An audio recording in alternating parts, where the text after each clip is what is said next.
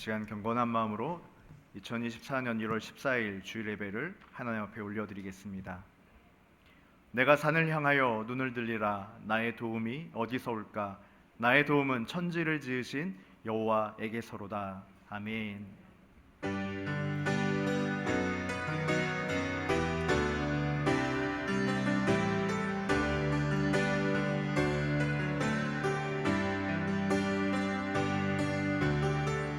지존하신 주님 이름 앞에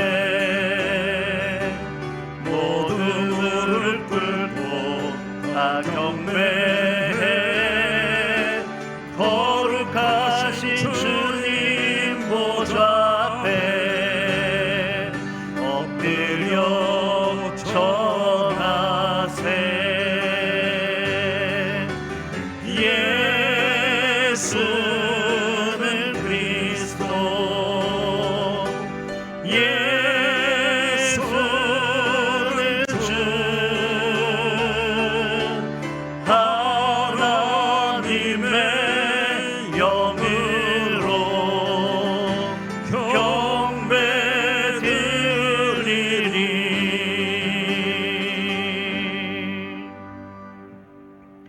하나님, 오늘도 예배하게 하심을 감사합니다. 이 예배를 기뻐 받아주시고 예배 가운데 홀로 영광 받아 주시옵소서.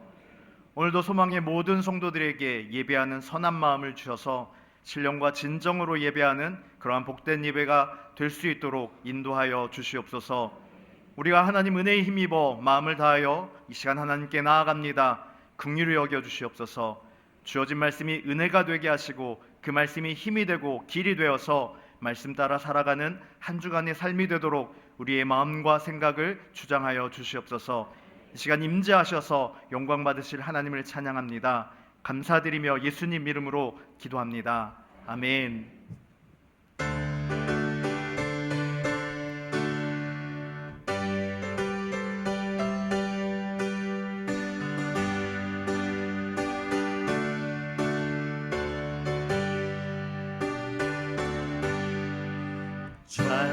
찬송하는 소리 있어 사랑 기뻐하도다. 하늘 아버지의 이름 거룩하도다. 세상 사람 찬양하자.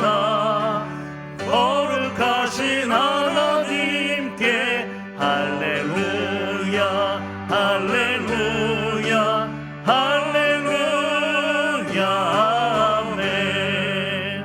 하나님의 나라 권세 영원토록 있도다. 하나님의 영광 나라 거룩하도다. 하늘 보좌 계신 주님 세상 주관하시도다. 할렐루야 할렐루야 할렐루야 아멘.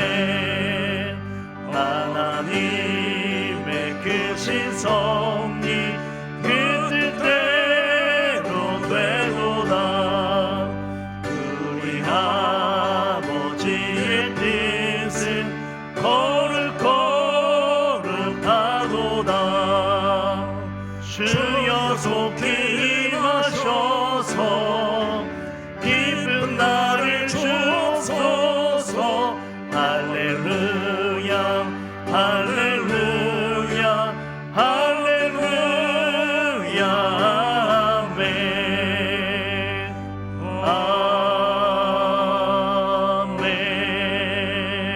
아멘. 나는 전능하신 아버지 하나님 천지의 창조주를 믿습니다. 나는 그의 유일하신 아들 우리 주 예수 그리스도를 믿습니다. 그는 성령으로 잉태되어 동정녀 마리아에게서 나시고 본도 빌라도에게 고난을 받아 십자가에 못 박혀 죽으시고 장사된 지 사흘 만에 죽은 자 가운데서 다시 살아나셨으며 오르시어 전능하신 아버지 하나님 우편에 앉아 계시다가 거기로부터 살아있는 자와 죽은 자를 심판하러 오십니다. 나는 성령을 믿으며 거룩한 공교회와 성도의 교제와 죄를 용서받는 것과 몸의 부활과 영생을 믿습니다. 아멘.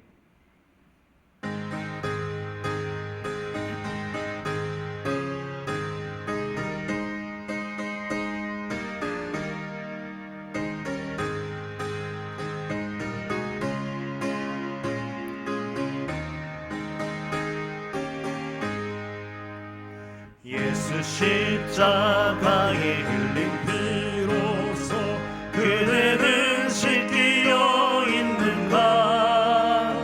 더러운 죄 희게 하는 능력을 그대는 참 의지하는가. 예수의 보혈로 그대는 씻기어 있는가.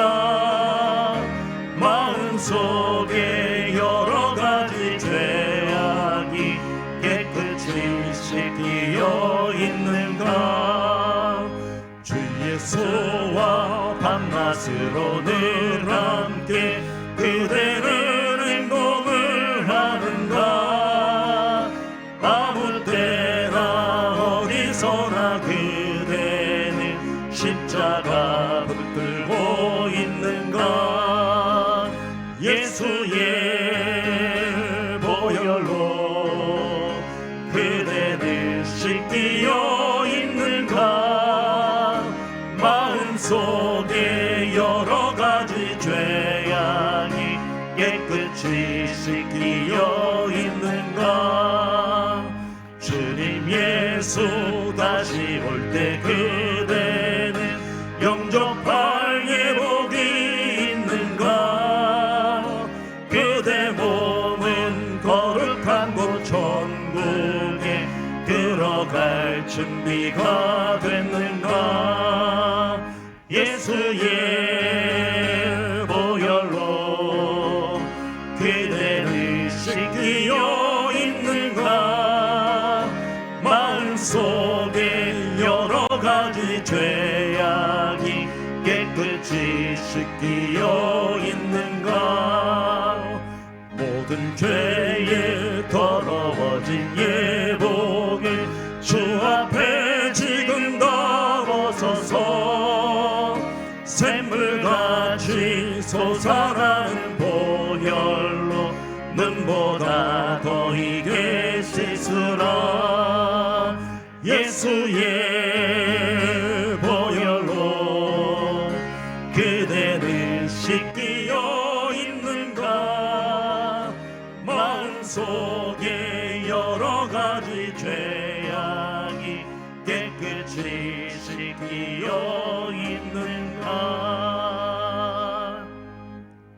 우리들의 생사화복을 주관하시는 거룩하신 하나님 아버지, 지난 일주일 동안도 험난한 세상 속에서 저희들의 생명을 안전하게 지켜주시고 값진 연세의 둘째 주일을 맞아 아버지 앞에 나와 예배드리게 하여 주시니 진심으로 감사를 드립니다. 이 시간 저희 모두가 영과 진리로 귀한 예배를 드리게 하시고 전해주시는 말씀을 통하여 그 뜻을 바르게 깨달아 세상에서 빛과 소금의 역할을 잘 감당함으로 하나님 아버지께 영광 돌리는 삶을 살게 하옵소서. 아멘. 또한 우리들 각자에게 주신 직분을 감사한 마음으로 자원하는 마음으로 설한 청지기의 정신으로 잘 감당하여 30배, 60배, 100배의 풍성한 결실을 맺어 우리 모두가 하나님 아버지로부터 잘했다 칭찬받는 한 해가 되게 하옵소서. 아멘.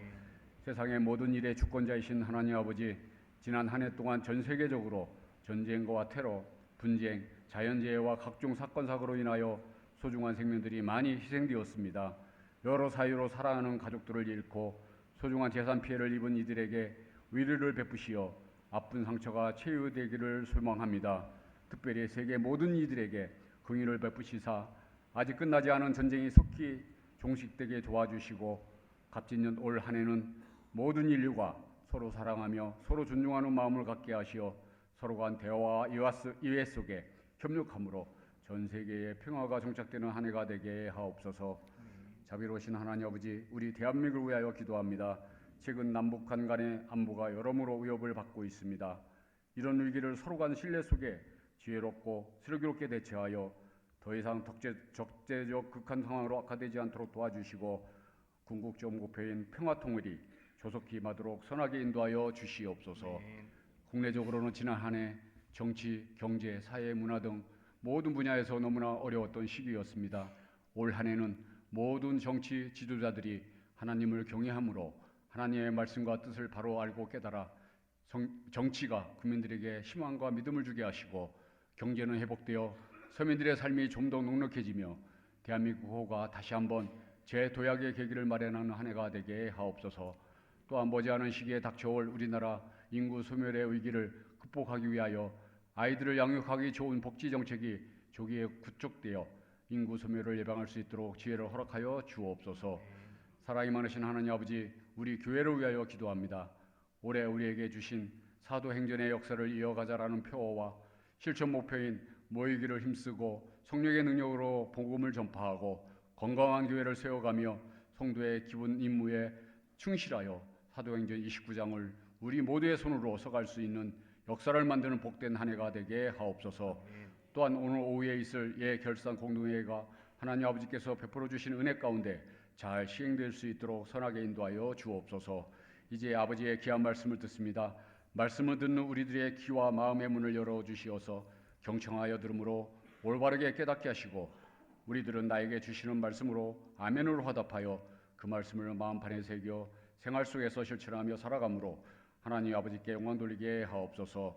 모든 것 감사드리오며 거룩하신 예수님 이름으로 기도하옵나이다. 아멘. 아멘.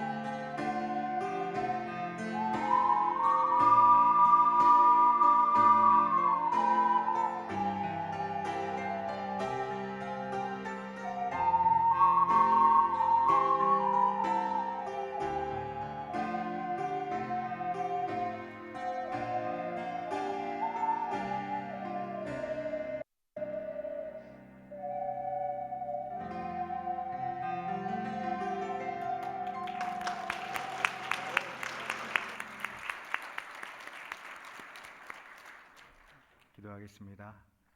하나님 감사합니다. 그렇습니다. 선한 능력으로 우리를 인도하시니 감사합니다. 주 오실 그날에 우리는 영광을 보게 될 것입니다.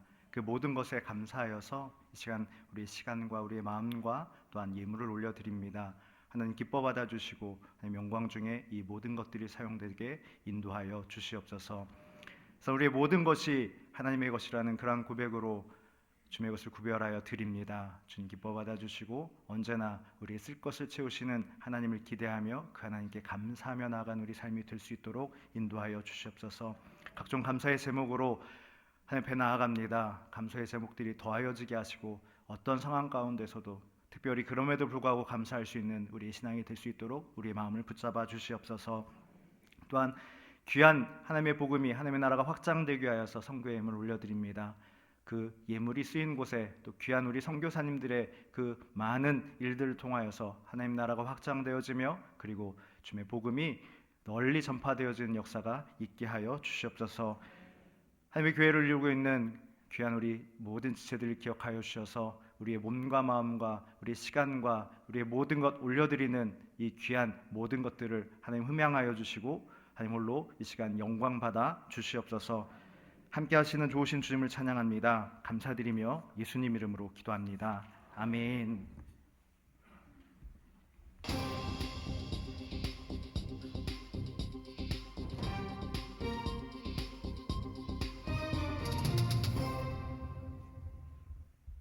안녕하세요. 1월 둘째 주 소망 뉴스를 전해드리겠습니다. 첫 소식입니다. 지난주 수도노회 목회 세미나와 어제 권사 연합 수련회를 은혜 가운데 잘 마쳤습니다. 오늘 오후 2시 2층 바울홀에서 23년 결산 및 24년 예산 편성을 위한 공동의회가 있습니다. 모든 세례 교인들은 참여할 수 있으니 많이 참석하여 같이 교회 일을 의논하여 결정해 주시기 바랍니다. 비즈니스 사업장 신방 중에 있습니다. 함께 기도해 주시기 바랍니다. 교구 교역자 및 담당 구역 소개입니다. 안녕하세요. 1교구를 맡은 김수영 목사, 김수영 전도사입니다. 기도하며 사랑으로 섬기겠습니다. 안녕하세요. 2교구를 섬기는 안경택 목사, 황경석 전도사입니다. 사도행전 29장을 새롭게 써나가는 2교구가 되겠습니다. 사랑하고 축복합니다. 안녕하세요. 3교구를 담당하는 김경모 목사, 한지선 전도사입니다. 예배하며 기도하는 3교구가 됩시다. 제7기, 8기 성경 의독반 신약 과정을 총 48명이 수료했습니다. 축하합니다. 제9기, 10기 성경 의독반, 제31기 양육반을 모집합니다. 자세한 사항은 1층 게시판을 참고하여 신청해 주시기 바랍니다. 2024년 표어는 사도행전의 역사를 이어가자입니다. 4대 실천 목표, 즉 1. 모이기를 힘쓰자 2. 성령의 능력으로 복음을 전파하자 3. 건강한 교회를 세워가자 4. 성도의 기본 의무에 충실하자를 실천하므로 표어를 이룰 수 있도록 합시다. 2024년 내게 주신 말씀과 성경 일기표가 필요하신 분들은 로비에서 가져가시기 바랍니다. 기부금 영수증을 신청하신 분들은 사무실에서 찾아가시고 필요하신 분들은 사무실에 방문하여 신청서를 작성하여 제출해 주시기 바랍니다. 24년 매월 정기기도회와 자부기와 매주 금요 저녁 기도회에는 차량 운행을 합니다. 많이 참여하여 은혜 받으시고 함께 기도하시기 바랍니다. 차량 운행 시간표는 1층 게시판에 참고해 주시기 바랍니다. 건물관리 직원의 부재로 1월, 2월의 청소 당번은 예배당 청소를 해주시면 감사하겠습니다. 게시판에 참고해 주시기 바랍니다. 2024년 주일 헌금 특송을 원하시는 분은 1층 게시판에 기록해 주시기 바랍니다. 보다 풍성한 은혜가 임하는 예배가 될 수 있도록 많은 신청 바랍니다. 2024년 주일 떡섬김을 원하시는 분은 1층 게시판에 기록해 주시기 바랍니다. 본인과 가족들의 기념일에 성도들을 그리스도의 사랑으로 섬기면 좋겠습니다. 교회 봉사로 일찍 오셔서 섬기시는 분들은 교회 건너편 공영 주차장을 이용해 주시면 감사하겠습니다. 2024년도 2부 예배를 섬기는 시온 찬양대에서 찬양대원을 모집하고 오주바 혼성 중창단에서 함께 찬양으로 섬길 남성 단원을 모집합니다. 총무 김영기 집사님에게 문의해 주시기 바랍니다. 새터민 선교회의 회원을 모집합니다. 많이 지원하여 새터민을 섬길 수 있기를 바랍니다. 차량부에서 성도님들을 차량 운행으로 섬겨주실 분을 모집합니다. 차량 부장이신 지두열 집사님에게 문의해 주시기 바랍니다.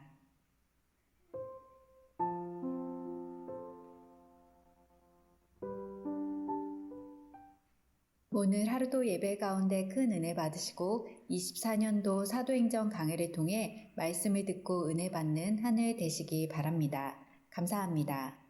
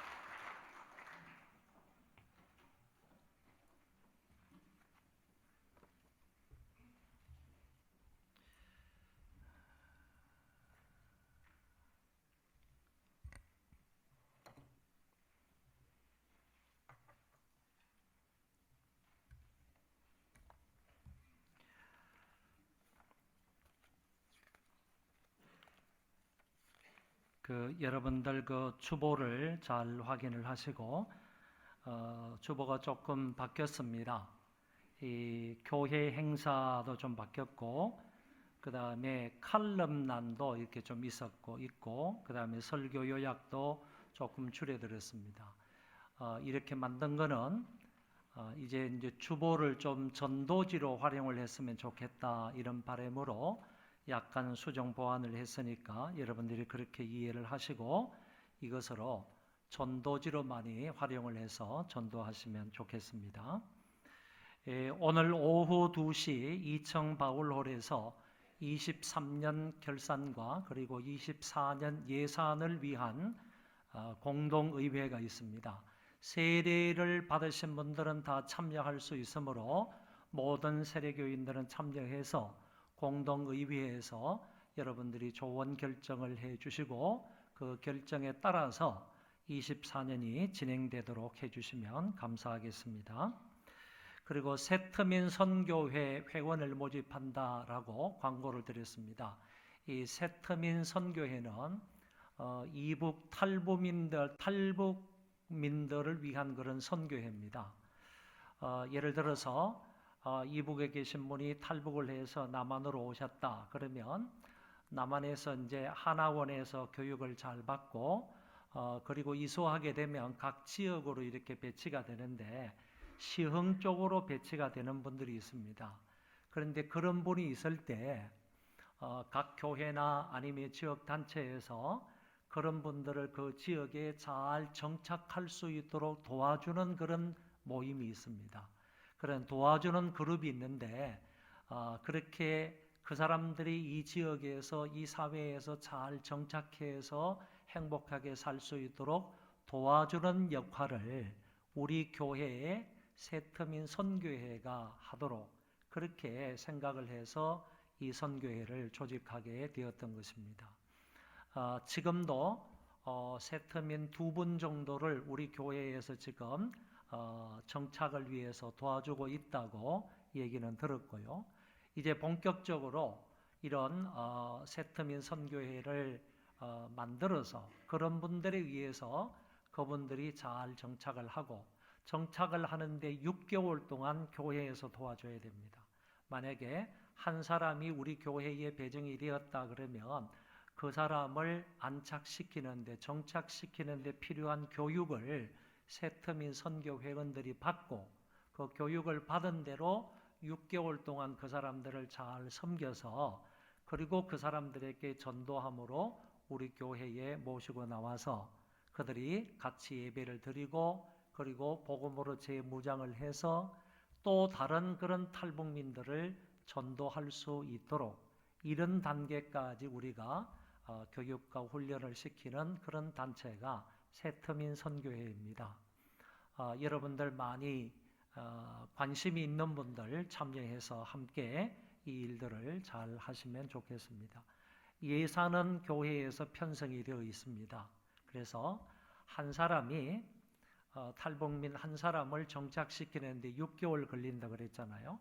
그러면 거기에 들어가는 사소한 경비들을 교회에서 적어도 한 달에 20만 원 정도는 도와줍니다. 그걸 가지고 이제 여러분들도 이제 따라다니면서 동사무소도 안내해주고 그 다음에 은행 업무 보는 것도 가르쳐주고 이렇게 해야 되기 때문에 필요한 경비, 아주 실경비, 작은 경비가 있을 것인데 그런 경비는 한 달에 20만 원씩 교회에서 제공을 해드립니다. 그러니까 그 경비를 가지고 우리 탈북민들 우리 사회에 잘 정착할 수 있도록 여러분들이 도와주시면 되는 것입니다. 김주영 천성민 권찰님이 둘째 딸을 출산을 했는데 이 집에는 첫째도 딸입니다. 둘째 딸을 출산했는데 여러분 많이 축하해 주시면 감사하겠습니다. 하나님 말씀 보겠습니다. 사도행전 1장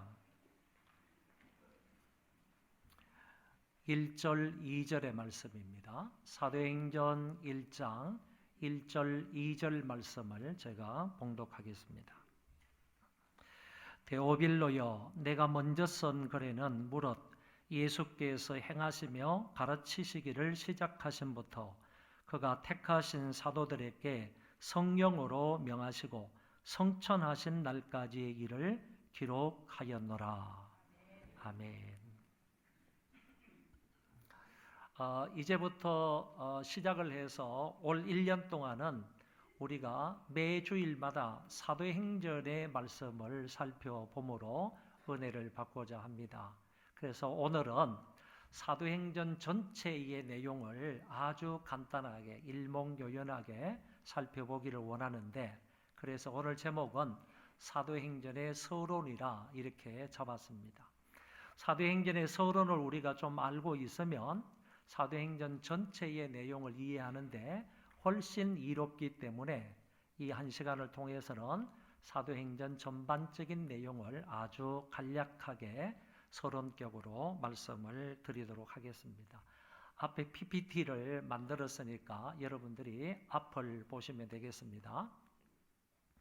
먼저 사도행전을 공부해야 할 필요성이 있느냐라는 것입니다. 무슨 필요 때문에 사도행전을 공부해야 하는가? 왜 사도행전을 공부해야 하는가?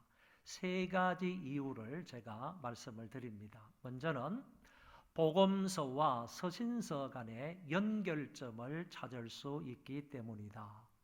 이런 의도에서 우리는 사도행전 말씀을 살펴보아야 한다라는 얘기입니다. 무슨 얘기인가 하면은 사복음서가 있잖아요, 그렇죠? 사복음서의 주 내용은 어떤 내용인가 하면은 예수님의 성품과 예수님의 사역에 대한 기록이에요. 그러니까 예수님이 어떤 성품을 가지시고 예수님께서 어떤 사역, 어떤 일을 하셨는가, 거기에 대한 기록의 말씀이 사복음서에 있기 때문에 그리스도의 성품과 사역에 대해서 알려면 사복음서, 예를 들어 마태, 마가, 누가, 요한복음서를 읽어보면 알게 되는 것입니다. 그래서 또 다른 말로 사복음서에는 어떤 중심적인 내용이 있는가 하면은 바로 그리스도의 이성 일인격자 되심의 일이 거기에 적혀 있다, 이렇게 말할 수 있습니다. 이성 일인격자 되시는 그리스도의 모습이 사복음서에 나타난다. 그리스도의 사람의 아들 모습, 인자의 모습, 그리고 그리스도의 신자의 모습, 신이신 성품의 모습, 이런 부분들이 사복음서에 기록되어 있다 하는 점을 알게 되는 것입니다. 그런데 이 사복음서의 예수 그리스도의 성품과 예수 그리스도의 사역에 대한 것을 어디에서 설명하고 전파하고 가르쳐 주는가 하면은 우리가 가지고 있는 서신서 성경에서 사복음서의 내용을 가르치고 전파하고 그리고 그것을 증명해내는 이런 역할에 대한 기록이 서신서에 있다는 말입니다.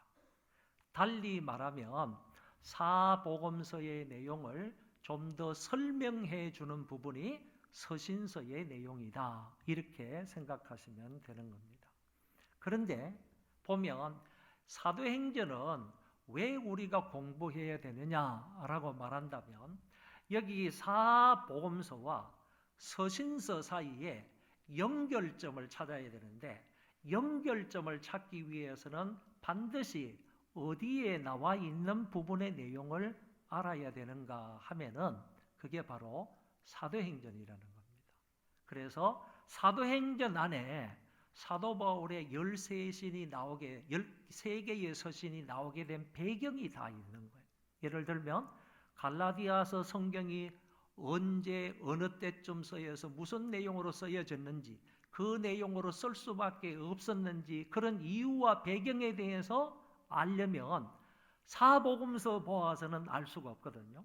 어디를 보아서 알 수 있느냐 하면은 갈라디아서의 배경이 되는 사도행전의 말씀을 살펴보아야 된다, 그런 얘기예요. 그러니까 이 복음이 서신서에 나타나 있는 것처럼 어느 누구에 의해서 어떤 사람들에게 복음이 전파되었는지, 어느 나라까지 복음이 전파되었는지, 이런 것을 알려면 반드시 중간에 다리 역할을 하고 있는 사도행전의 말씀을 알아야 된다는 거예요. 사도행전의 말씀을 공부해야 된다는 거예요. 그래서 첫 번째 이유를 이렇게 설명한 거예요. 복음서와 서신서 간의 연결점을 찾을 수 있기 때문이다. 그것을 찾을 수 있기 때문에 우리는 이 사도행전을 공부해야 된다, 알아야 된다, 그렇게 말할 수 있는 것입니다. 그래서 유명한 이 도널드 거슬리라는 신학자가 이런 말을 했어요. 정말 명쾌하고 분명한 말을 한 것입니다. 사도행전은 예수에 관한 기록과 사복음서에 예수에 관한 기록이 있죠. 기록과 사도적 서신서 간의 훌륭한 교량 역할을 한다 그랬습니다. 이 교량 역할을 하는 이 사도행전의 말씀을 배워야 다른 서신서에 대해서도 잘 알 수 있기 때문에 우리는 다른 서신서들의 배경이 되는 사도행전의 말씀을 알아야 한다, 이렇게 말할 수 있겠습니다. 두 번째 이유는요, 사도행전이 없으면 복음이 어떻게 아시아와 유럽 일대에 확산되었는지를 알 수가 없다, 그런 얘기입니다. 이 복음이, 예수 그리스도에 대한 이 진리가 어떻게 아시아 여러 지역에 전파가 되었는지, 그리고 유럽 일대 마게도냐와 아가야 지방에 어떻게 전파가 됐는지, 누가 전파했는지, 그들이 어떤 마음으로 전했는지, 이거를 전혀 알 수가 없는 겁니다. 그리고 나중에 가서는 이 복음이 로마까지 가잖아요. 이 복음이 스페인까지 가잖아요. 그러면 사도행전이 없으면 이 복음이, 예수 그리스도에 대한 이 복음이 언제, 누구에 의해서, 어디까지, 어떻게 전파됐는지를 모른다는 거예요. 모른다는 거예요. 이런 의미에서 우리는 사도행전의 말씀에 집중해야 할 필요가 있다, 그런 얘기가 되는 것입니다. 한 가지 더 말씀을 드리면 사도행전은 남다른 감화력을 가지고 있습니다. 이게 보통 책이 아니라는 거예요. 대단한 감동과 감화를 줄 뿐만 아니라 대단한 진리가 여기 포함이 되어 있다는 겁니다. 예를 들어서 이렇게 말할 수 있어요. 유명한 존 칼빈이라는 사람은 이겐 사도행전은 광대한 보물과 같다 그랬습니다. 광대한 보물이 매장되어 있는 어떤 그 금광과 같다. 그런 곳이 바로 사도행전이다. 그래서 사도행전을 파게 되면, 사도행전을 공부하게 되면, 사도행전을 읽게 되면, 사도행전의 말씀을 듣게 되면요, 거기에서 정말 진귀한 그런 보물들이 엄청나게 담겨 있기 때문에 그것을 발견하고 캐낼 수 있다는 거예요. 캐낼 수 있다는 거예요. 여러분 얼마 전에 뉴스를 들었잖아요. 사우디아라비아에서 정말 미개발된요, 개발되지 않은 그런 광맥을 하나 발견을 했다는데, 이 광맥에서 희귀한 그런 광물질들을 개발을 해내면 어느 정도 가치가 있는 광맥인가 하면은 3,300조 원의 가치가 있대요. 3,300조 원의 가치가 있는 그 광맥을 사우디아라비아에서 개발을 했다라는 뉴스를 여러분도 보셨지 않습니까? 이 사우디아라비아는 뭐 전 세계적으로 이 원유 수출하는 데가 제일 많은 그 원유 생산량을 가지고 있는 나라이지 않습니까? 그처럼 석유도 많이 나는데 여기에 따라 또 광물질도 많이 나와가지고 올해 그 사우디아라비아에서 올해 새해 예산을 잡은 금액을 보면요, 엄청나게 많이 높아졌어요. 엄청나게. 왜 그런가 하면은 이걸 캐내어서 팔게 되면요, 엄청난 수입을 얻을 수 있다라는 그런 계산에서요, 예산을 그렇게 많이 세운 것을 제가 듣고 또 들었습니다. 여러분 그것처럼요, 사도행전이 엄청난 보물이 매장되어 있는 그런 금광이라는 거예요. 금맥이라는. 여러분 사도행전의 말씀을 통하여서 진귀한, 정말 귀한 이 진리의 말씀의 보물을 많이 캐서 얻을 수 있기를 바랍니다. 그리고 가장 서정적인 책이다, 이렇게도 평가를 하고요. 마틴 로이드 존스라는 사람은 성령의 영역 안에서 가장 강력한 강장제다 그랬습니다. 피로를 회복시켜주고 뿐만 아니라 원기 왕성하게 만들고요, 아주 적극적으로 활동할 수 있는 그런 에너지를 공급해주는 그런 강력한 강장제와 같다. 뭐가요? 사도행전이 그렇다는 겁니다. 뭐 안에서요? 성령의 영역 안에서 가장 강력한 강장제와 같은 것이 바로 사도행전의 말씀이다. 그리고 제자 훈련으로 아주 권위가 있는 사람이 로버트 콜만이라는 사람은 이런 얘기를 했어요. 이 사도행전은 제자도의 마스터 플랜이다 그랬습니다. 모든 제자 훈련을 시키는데 훌륭한 제자를 되기 위한 모든 과정의 내용들이 사도행전 속에 다 있다는 거예요. 그래서 사도행전을 통해서 우리가 예수 그리스도의 신실한 제자가 되고도 남을 수 있다 이런 얘기예요. 그 모든 내용들이 사도행전에 다 담겨져 있다. 이런 말로 표현하는 것을 볼 때에 이 사도행전은 남다른 다른 성경과 다른 어떤 독특한 그런 가마력을 가지고 있는 책이다. 그러므로 세 가지 이유 때문에 우리가 사도행전 말씀을 주의 집중해서 들어야 되고 이 말씀을 공부할 필요가 있다. 이렇게 말하고 있는 것입니다. 넘어가서요. 사도행전의 명칭은 우리가 흔히 알 때 뭐 사도행전이라 그러는데 사실 사도행전의 말씀을 처음부터 쭉 이렇게 읽어보면 사도들이 그렇게 많이 나오지 않아요. 12명의 사도 가운데서 한 5명 정도 이름만 이렇게 거론이 되거든요.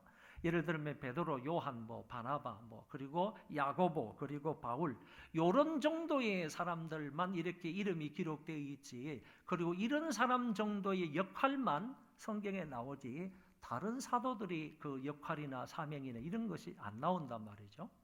그런데도 불구하고 우리가 이거를 사도행전이라고 말할 수 있는가? 일단은 이 사도행전은 개인의 전기는 아니다라는 점을 우리가 알고 있어요. 개인의 어떤 전기가 아니다. 베드로가 아무리 훌륭하다 할지라도 베드로의 전기를 쓴 것이 사도행전은 아니다. 바울이 아무리 유명하고 훌륭하다 할지라도 바울에 대한 개인의 전기를 쓴 것은 아니다. 이 사실은 우리가 분명히 알게 되는 거죠.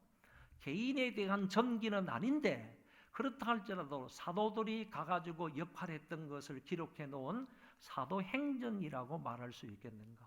오히려 사도들이 아닌 디도라든지 디모데라든지 그리고 아볼로라든지 이런 사람들 빌립이라든지 스데반이 이런 사람들의 역할도 사도행전에 많이 기록이 되어 있잖아요. 그래서 사도행전이라고 우리가 부르기는 부르지만은 많은 사람들이 이거는 사도행전이라는 타이틀이 과연 여기에 합당한가 하는 그런 의문을 갖기도 합니다. 그래서 어떤 사람은 사도행전에는 성령의 역사가 많이 기록되어 있다. 그래서 성령의 역사가 무려 70회 이상 나오는 거예요. 성령이라는 단어가 무려 70회 이상 이 성경 안에 나오기 때문에 성령께서 무슨 일을 하셨다. 성령께서 어떤 역할을 하셨다.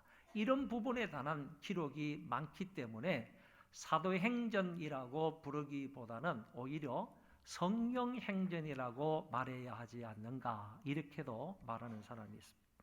또 혹자들은 사도행전의 전반부는 베드로를 중심으로 해서 복음이 전파되는 것을 기록하고 하반부에는 바울을 중심으로 해서 복음이 전파되는 것을 기록하고 있기 때문에 이 두 사도들의 행전이다 이렇게 보아서 사도들의 행전들 이런 말로 불러야 된다라고 얘기도 합니다. 그러나 여러분 우리는 그냥 원래 부르는 대로 사도행전이라 이렇게 부르면 될 것 같고요.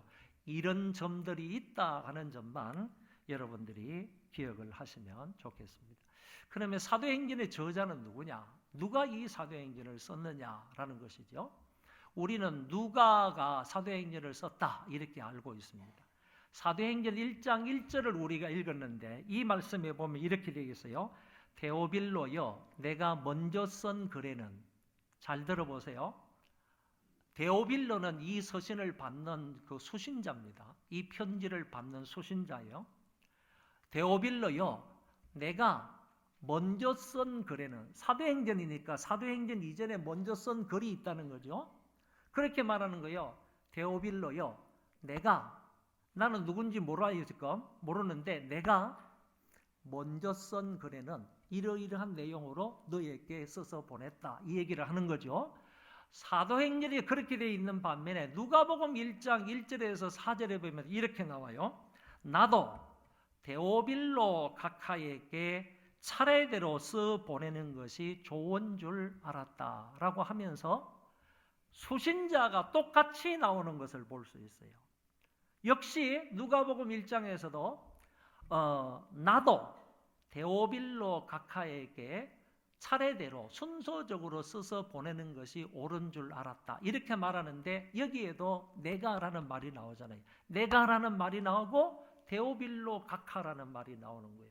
그리고 사도행전에서도 내가라는 말이 나오고 그리고 데오빌로가 나온단 말이죠. 그렇다면 누가복음 1장에서는 분명히 알게 되는 것은 누가복음을 쓴 사람은 누가다라는 사실을 알고 있단 말이지. 이거는 공식적으로 판명이 된단 말이죠. 그러면 누가복음 1장 1절에서 말하고 있는 내가 데오빌로 각하에게 이렇게 편지를 써서 보냈다라고 할 때 이때의 내는 누가란 말이지. 누가인데 사도행전 1장에 보면 동일한 그 대상자에게 내가라는 말을 써서 보냈으면 그때의 내가는 누구겠느냐라고 할 때 여기 누가복음 1장의 말씀에 나와 있는 내가가 누가이기 때문에 이 사도행전을 쓴 사람도 사도행전에 나오는 내가도 누가이다라고 얘기를 할 수가 있다 그런 얘기입니다. 이런 의미에서 결국에 사도행전의 저자는 누가다 이렇게 말할 수 있어요.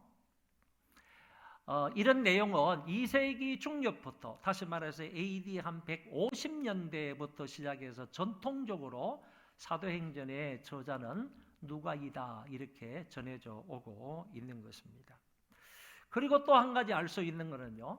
누가복음을 읽어보면 의학적인 용어들이 많이 나와요.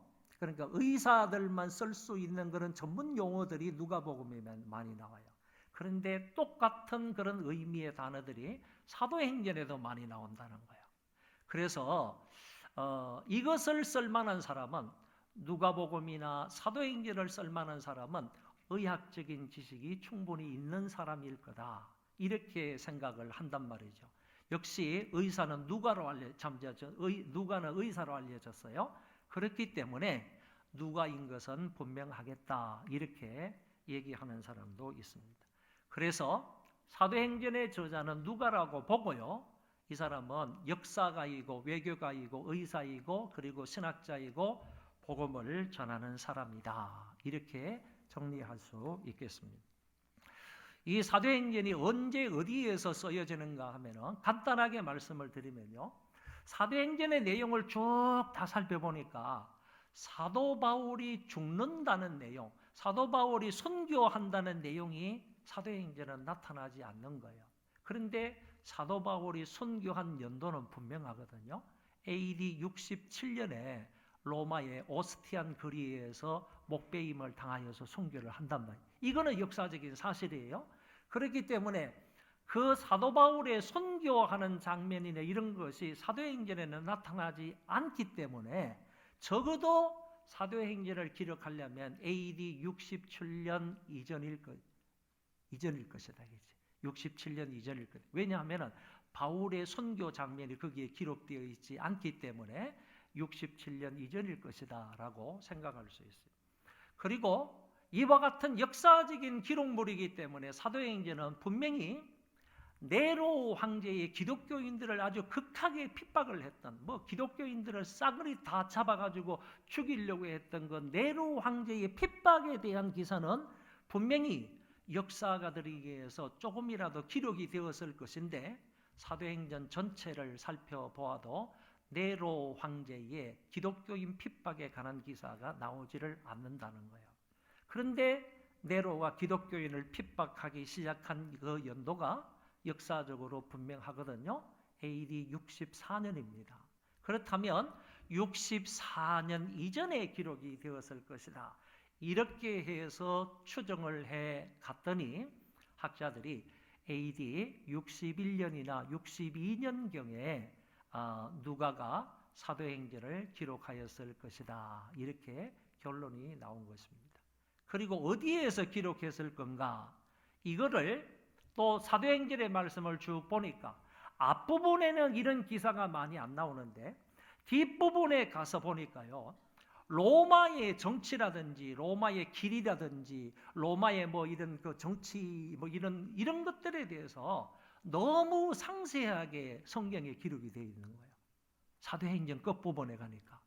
그렇다면 로마의 길이라든지 로마의 정치라든지 로마의 어떤 압박이라든지 이런 것들에 대해서 너무 상세하게 로마의 실정을 그대로 기록하고 있는 것을 보니까 이 저자가 로마에서 있으면서 그 로마에서 이 누가 사도행전을 기록했을 것이다 이렇게 본다 그런 얘기입니다.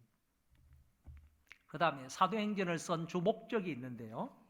목적은 역사적인 동기가 있고 더 나아가서 변정적 동기뿐만 아니라 교리적인 동기가 있습니다. 이거는 그냥 이렇게 이해를 하시면 되는 거예요. 역사적인 동기가 뭐냐? 누가가 이것을 기록할 때는요. 초대교회의 발전사를 기록하고 싶은 그런 생각도 있었다는 얘기고, 그리고 사도들의 활동사, 이 사도들이 어느 지역에 가가지고 어떤 활동을 했는지 이런 부분에 관해서 기록하고자 하는 그런 목적도 있었고, 그리고 성령의 역사 이런 부분에 관해서 역사적인 동기가 되어서 사도행전을 기록했다라고 목적을 얘기할 수 있고요. 그 다음에 변정적 동기입니다. 그리스도가 구약에 예언되어 있는 메시아이다. 이 사실을 변정하기 위한 목적으로 사도행전을 기록했다. 교리적인 목적은요. 당시에는 성령님을요. 인격적인 존재로 믿지를 않았어요. 그의 인격적인 존재로 생각하지 않았어요. 성령님을 인격적인 존재로 생각하지 아니하고 단순히 영적인 존재이기는 한데, 영적인 존재이기는 하지만은 우리 인간들에게도 강한 영향력을 행사할 수 있는 존재이다. 이 정도로만 이해를 하고 넘어갔지, 성령님이 인격적인 존재이다. 성령님도 지정의를 가지고 계신 인격적인 분이시다 하는 사실을 그 당시에는 잘 몰랐단 말이지. 그걸 잘 믿지를 못했단 말이지. 이랬을 때 이 사도행전을 통하여서요, 이 누가가 사람들에게 전해주고자 하는 그 목적이 뭐였는? 성령님은 인격적인 존재라는 거죠. 그래서 성령님의 인격적인 그 사역에 관해서 다른 사람들에게 전하고 가르쳐주고 선포하기 위해서 이와 같은 교리적인 목적 때문에 누가가 사도행전을 기록했다 이렇게 본다는 것입니다. 학교라고 생각하지 마시고 그냥 들으세요.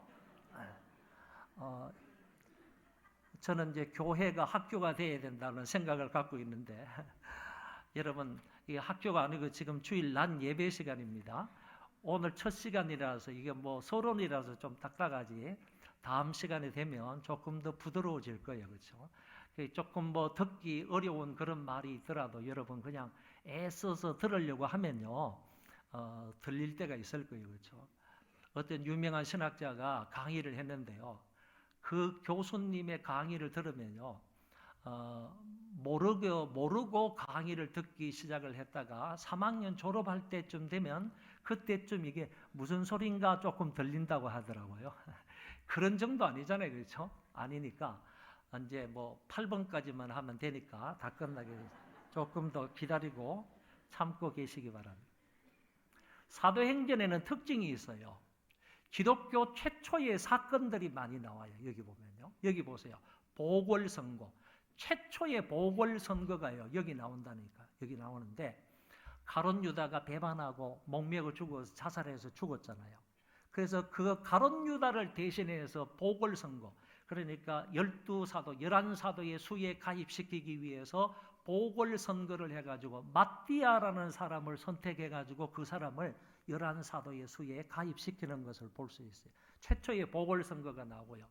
첫 번째 설교가 나오는데 성령을 받고 난 이후에요. 베드로가 모든 사람들에게 설교를 했는데 대단한 성과가 있는 첫 번째 설교가 있었고요.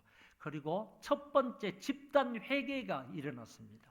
3,000명이나 회개해가지고요.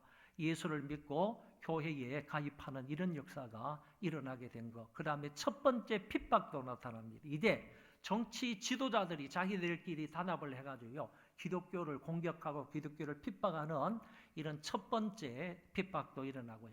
첫 번째 징계도 일어납니다. 어떤 사람이요. 바나바가 자기의 땅을 팔아가지고 성도들 어려운 사람들 도와주라고 사도들의 발 앞에 딱 갖다 놓으니까요. 이게 너무너무 보기 좋았던 것 같아요. 그래서 아나니아와 삽비라라는 사람이 부부인데요. 우리도 땅을 팔아가지고 구제 헌금을 하자 그래가지고 땅을 팔기는 팔았는데 팔고 나니까 이게 너무 아까웠는지요. 하나님 앞에 다 드리기로 마음의 결심을 해놓고 다른 사람들이 안 보니까 모르니까 드리기로 한 땅 판 모든 값 중에서 일부를 다 떼가지고 자기 호주머니에 넣어놓고요. 근데 땅 판 값을 얼마를 자기 호주머니에 넣어놓고 그것을 그냥 교회에 갖다가 바친 거예요. 그런데 베드로가 영적인 사람이라요. 베드로가 이 사실을 안 거예요. 안 거예요. 자기 육안으로 안 게 아니라 하나님께서 가르쳐 주시니까 성령 충만한 사람이니까 성령에 의해서 알게 된 거예요. 베드로가 말하기를 땅 판 값이 이게 다냐? 그러니까 이게 다라는 거예요. 이게 다라는 거예요. 그거 안 속였으면 되잖아요. 그렇죠?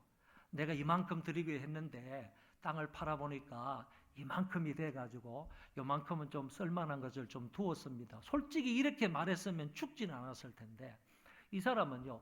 헌금 내고 멸망한 사람이에요. 헌금을 내고 멸망한 사람이라니까. 죽은 사람이라니까. 이렇게 해가지고 베드로가 그냥 내 영혼이 떠나가리라. 그러니까 그 자리에서 죽고 말았어요. 아내도 죽고 말았어요.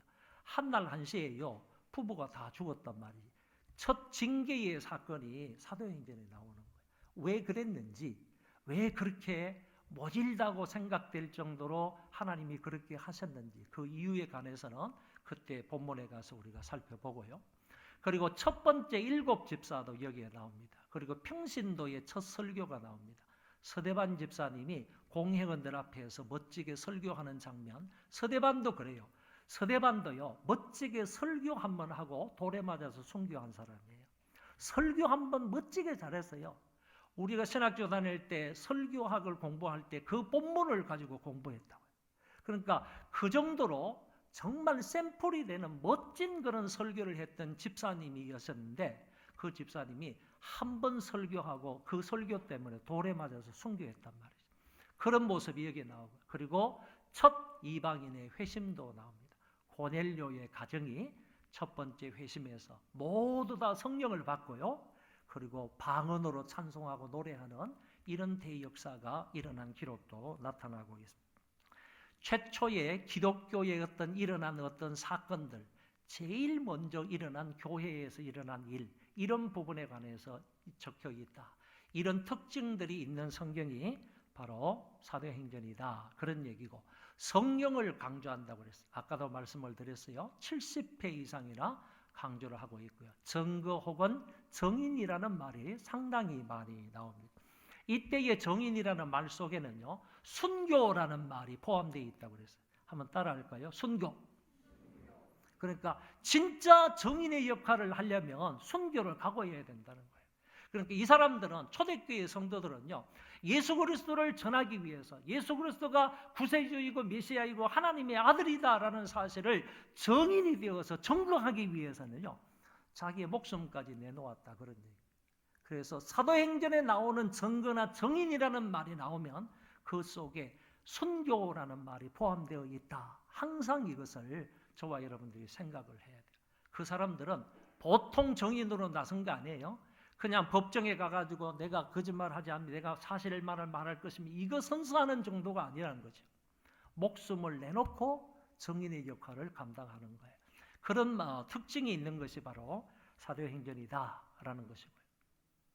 그 다음에 수신자인 데오빌로라는 사람이 과연 어떤 사람일까라는 건데 헬라어로 말하면요. 하나님으로부터 사랑받는 자라는 뜻이 있어요. 사람으로부터 사랑받는다는 얘기가 아니고 하나님으로부터 사랑받는 자라는 뜻이 바로 헬라어의 데오빌로라는 뜻인데 누가복음에는 각하라는 말을 쓴다고 그랬습니다. 우리나라에서는 각하 그러면 한 사람에게만 쓸 수 있는 단어잖아요. 그런데 이 당시에도 각하라는 말이 있었다는 게 크라티스테라는 말이 있었는데 이 말이 누구에게? 데오빌로에게 사용이 되었다는 거예요. 그래서 데오빌로에 대해서 연구를 하기 시작했는데 이 사람이 누굴까? 이렇게 추적을 해 가다가 로마 황제인 도미시안 또는 도미티안 황제의 사촌 클레멘스라는 사람일 거다. 이렇게 이제 연구가 되었습니다. 그리고 이 사람은 자기 부인과 함께 착실하게 예수 그리스도를 잘 믿는 신자였습니다. 그러다가 이 도미티안 황제에 의해서 96년도에 순교를 하고 마는 거예요. 자기의 사촌으로 인해서 순교를 하고 말아요. 여러분, 로마 황제의 사촌 정도 되면요, 로마 제국이 여러 나라들이 있지 않습니까? 그 나라 중에 적어도 한 나라 정도 이렇게 떼가지고 줄 수 있는 그런 관계예요.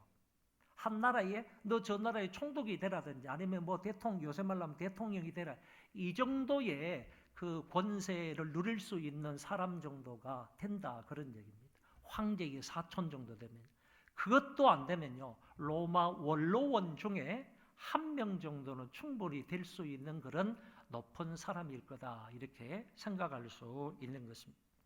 이 사람이 만약에 데오빌로가 정말 이 사람들의 얘기대로 이 클레멘스라는 사람이 맞는다고 한다면, 역사적인 기록에 의하면 이 사람은 그 도미티안 황제에 의해서 96년도에 신앙 때문에 순교를 당하는 사람이다, 이렇게 말할 수 있습니다.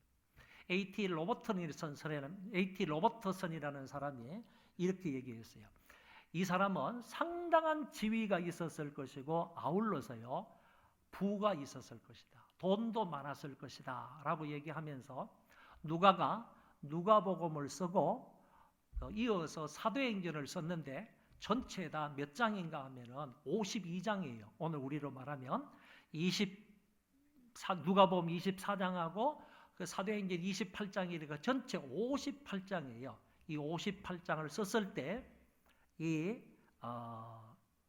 데오빌로가 돈이 많으니까 자기에게 온 그 복음서, 누가복음서를 출판을 해가지고 많은 사람들에게 돌려보았다는 거예요.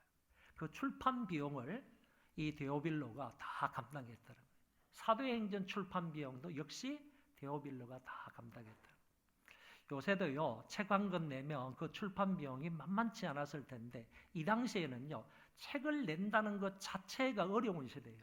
전부 다 카피를 해가지고 만들어내야 되기 때문에 이 책을 출판해 낸다는 것은 참 어려웠을 것인데 그 모든 경비를 이 데오빌로가 누가복음 출판 경비, 사도행전 출판 경비를 다 대었다, 이런 기록이 있습니다. 한 가지 더 말씀드리고 마칩니다. 사도행전의 구조인데 이 구조라는 말은 이런 얘기예요. 1장부터 시작해서 마지막 28장까지 어떻게 되어 있느냐, 이런 얘기죠. 어떻게 되어 있느냐 하는데 이거는 사도행전 1장 8절의 말씀에 근거해 있습니다. 사도행전 1장 8절 우리가 잘 외우고 있죠. 오직 성령이 너희에게 임하시면 너희가 권능을 받고, 성령이 너희에게 임하시면 권능을 받고 예루살렘과 온 유대와 사마리아와 땅끝까지 이르러 내 증인이 되리라. 이 말씀이 사도행전 1장 8절 예수님께서 하신 말씀이에요. 그러면 거기를 근거로 해서 사도행전의 구조를 말한다면, 자, 1장 2장에서는 오직 성령이 너희에게 임하시면 그랬잖아요. 그 성령이 임하신 장면과 임함으로 인하여서 교회가 설립되는 장면이 사도행전 1장 2장에 나오는 거예요. 그러고 나서 성령이 임하시면 권능을 받고 너희들이 예루살렘이라고 그랬잖아요. 예루살렘은 아주 좁은 지역을 말하죠. 그 예루살렘 전도에 대해서 3장부터 7장에서 말하고 있고요. 그 다음에 8장에 가서 보면 요 예루살렘보다도 좀 더 넓은 범위의 지역이 유대입니다. 그 유대와 그 넓은 지역이 사마리아니까 온 유대와 사마리아 지역까지 전도에 관해서는 사도행전 8장에 나오고요. 그 다음에 9장부터 마지막 28장까지는 땅끝까지 이방 전도에 관해서 말해주고 있다. 이러면 사도행전 1장부터 28장까지 구조를 다 말할 수가 있는 거예요. 아주 간단하게 이렇게 얘기할 수가 있겠습니다. 한 가지만 여러분들에게 말씀을 드립니다. 사도행전은요, 복음서와 서신서 간에 교량 역할을 하는 그런 중요한 역할을 하는 성경입니다. 사도행전을 공부하지 않으면요, 서신서들이 어떤 배경하에서 어떤 내용으로 쓰여졌는지를 잘 모릅니다. 그래서 서신서의 말씀을 잘 알기 위해서도요, 오늘 저와 여러분은 사도행전의 말씀을 잘 공부하고 잘 듣고 익혀야 합니다. 앞으로 하나님의 말씀을 이제 본문을 차근차근 이렇게 살펴볼 때 하나님의 성령께서요, 저와 여러분들에게 많은 도전을 주시고 그리고 깨달음도 주시고 많은 은혜도 베풀어 주시기를 바랍니다. 우리 다 일어나셔서 찬송하겠습니다.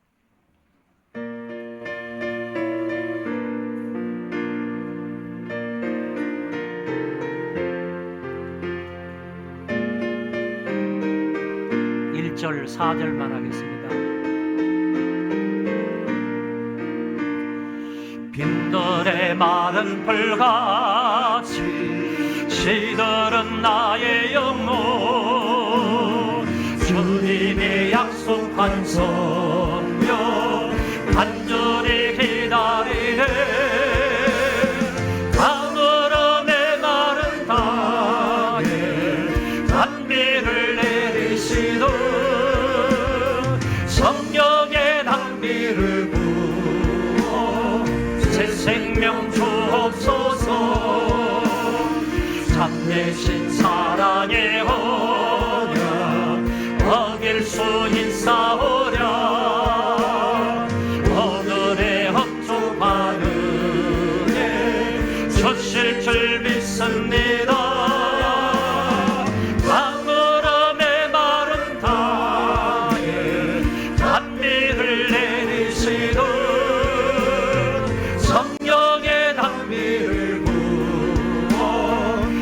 생명 주옵소서. 아멘.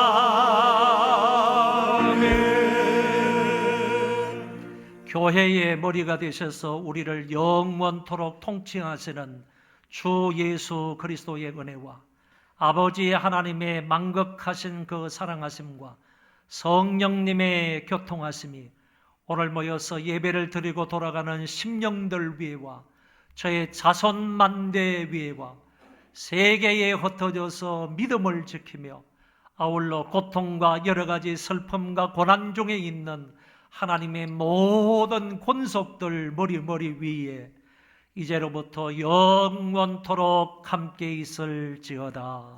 아멘. 영광과 존귀와 능력